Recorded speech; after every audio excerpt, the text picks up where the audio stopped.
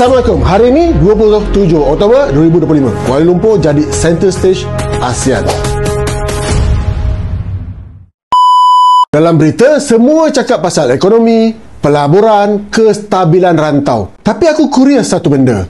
Semua ni, apa maknanya untuk kita rakyat biasa? Aku nak kongsi apa bold truth sidang kemuncak ASEAN kali ini. Pertama, isu job scam. Kita semua dah dengar kan?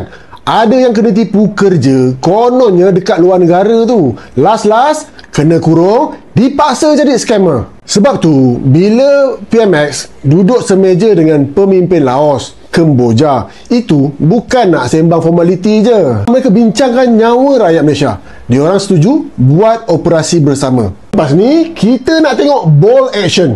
Bukan sekadar foto sidang meja bulat. Kedua, isu sempadan. Ada orang, dia tanyalah, kenapa kita ni sibuk sangat pasal itu hal negara dia. Bang, kau silap besar kalau fikir macam tu. Bila jiran sebelah rumah kita bergolak, pagar rumah kita tu confirm terjejas, bocor. Konsekuensi dia, dadah lolos. Penyeludupan makin serius. Masalah sosial, ikut sekali lah. Jadi, sidang ni bukan pasal politik luar.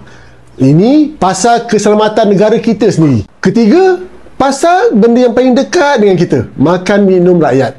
Harga beras terutamanya. Malaysia banyak bergantung pada Thailand dan Vietnam. Dalam sidang ni, negara-negara ASEAN setuju kukuhkan simpanan makanan serantau untuk pastikan walau dunia bergolak, rakyat tetap ada bekalan mencukupi. Kesimpulannya, ASEAN Summit bukan sekadar event elit yang penuh jargon. Ini adalah peluang untuk ubah dasar yang sentuh hidup kita.